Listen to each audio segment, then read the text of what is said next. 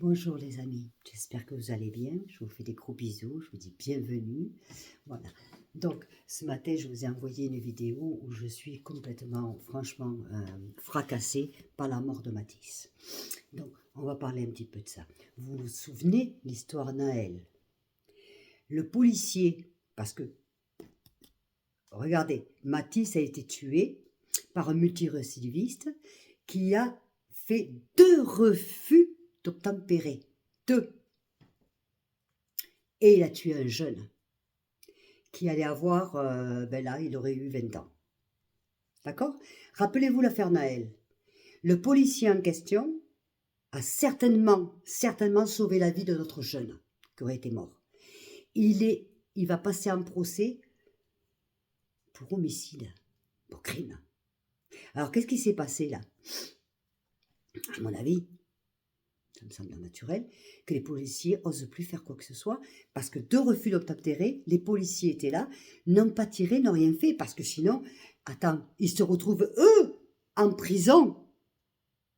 Vous trouvez pas ça dégueulasse, vous?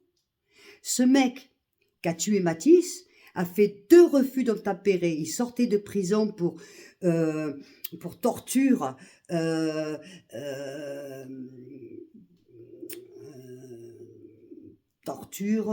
comment on dit ça, attraper les gens, les torturer, voilà. Attendez, et le mec, il est mis dehors, il fait 2 refus d'obtempérer. Les flics, comme ils ont maintenant de la trouille, parce qu'ils ne peuvent plus rien faire, parce que sinon ils se retrouvent, eux, en prison. Résultat, un jeune qui demandait rien, qui était travailleur, qui aimait la vie, est mort. Voilà. Donc le problème, c'est la justice. Le problème, c'est l'État. Donc le problème, c'est la justice. Les parents ont raison de porter plainte contre l'État. Ils ont raison. Parce que c'est l'État qui a tué leur fils. Alors, on parle des prisons, on parle on va parler de tout ça. Moi, je vais vous dire une chose. Vous savez que j'ai été en prison. Vous savez, je l'assume. Je sais pourquoi j'ai été, je l'assume. Et je vais vous dire, quand les gens y rentrent, ils savent. Allez, j'en ai vu, hein. J'en ai vu, je vous dis pas, hein, des mères qui ont tué leur enfant, qui ont fait brûler le mari, je vous explique pas. Moi, je fais pas partie de ça, attention. Mais j'en ai vu. Elles se disent, ouf, j'ai pris 30 ans, bon, mais je vais faire appel. Non, d'abord, j'ai pris 25 ans, je vais faire appel. Après, elles en prennent 30. Mais sur 30 ans, elles savent qu'elles vont faire 15 ans. Parce que la prison, c'est ça. Tu prends une peine, il faut que vous le sachiez, les amis. Il faut que vous sachiez que la personne, elle prend, elle ne fait que la moitié de sa peine. D'abord, pourquoi? Je vous explique. D'abord parce qu'elle est remise de peine avec un bon comportement. Si vous étudiez, si vous travaillez, si vous vous comportez bien. Donc, vous avez déjà 2 jours par mois qui sautent, plus après, vu le comportement et le reste. En clair, si vous prenez 15 ans, vous n'en faites que la moitié. Sans compter qu'entre deux, vous avez des sorties.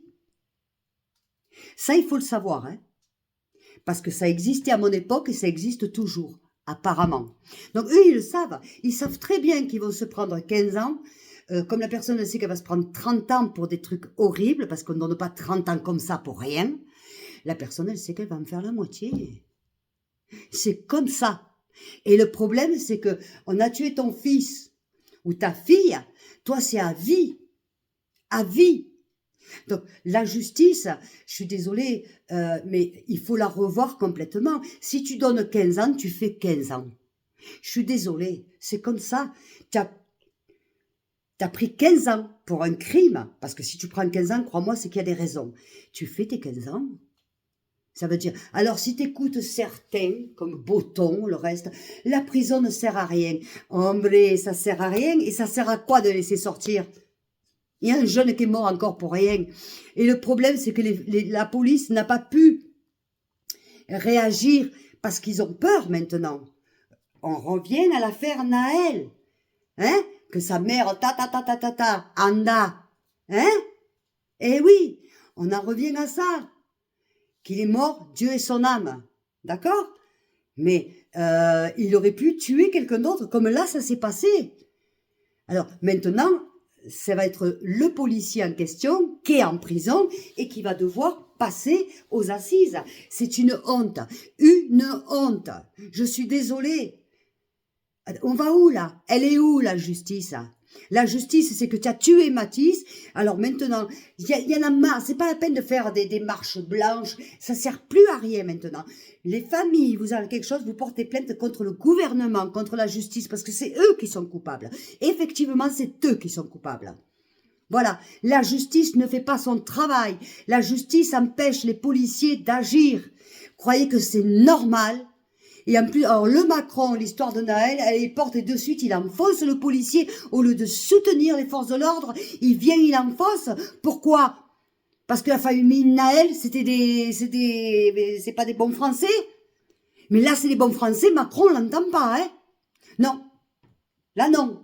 Là, un jeune est mort pour rien, mais là, on l'entend pas, Macron. Là, on n'entend personne. Si c'est pas pro qu'en parle, personne n'en parle.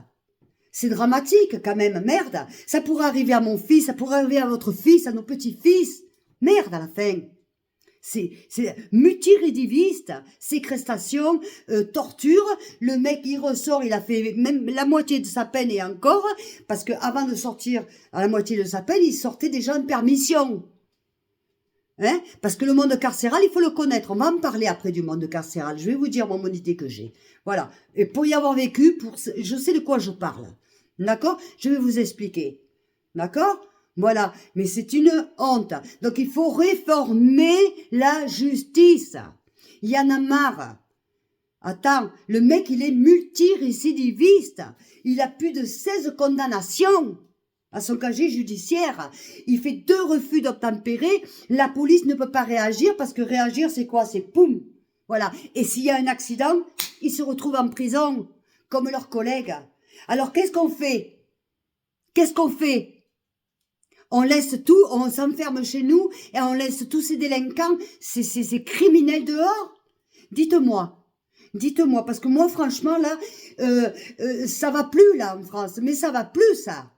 Ah, vous vous rendez compte, là, il a eu ses 20 ans parce que ça s'est passé de vendredi à samedi, je crois, ou samedi à dimanche, et il manquait 48 heures pour faire ses 20 ans. Un jeune homme qui avait été adopté, qui venait d'un pays difficile, que les parents adoptifs lui ont sauvé la vie, qui l'ont éduqué avec amour, il était beau comme un dieu, il avait passé son bac, il travaillait pour payer ses études. Il n'avait pas de bourse de l'État, comme certains qui viennent de l'étranger, qui ont des bourses et qui ne font même pas leurs études. D'accord, il y en a qui les font, mais la moitié ne les font pas. Ils restent sur le territoire au QTF. Hein? Et ceux-là même après qui tuent. Alors, elle est où la justice? Je demande, elle est où la justice? Voilà, c'est tout. Tout simplement. Où est la justice? Il y en a marre. On a peur. Moi, j'ai peur pour mes enfants. J'ai peur pour mes petits-enfants. Oh, ça suffit. Voilà. Donc, c'était mon petit coup de gueule encore de la journée. Puis, c'est pas fini. Hein. Donc là, après, je vais vous faire une vidéo où je vais vous parler de l'histoire des prisons. Parce que c'est simple ce qu'il y aurait à faire. C'est très simple. C'est très simple. Sincèrement, c'est très simple. Allez. Bon. Ceci étant, j'espère que vous allez bien. Hein. Je vous fais des gros bisous. Je vous dis à tout à l'heure. N'oubliez pas de partager, de liker et de m'envoyer des messages. Je vous aime très fort. À tout à l'heure.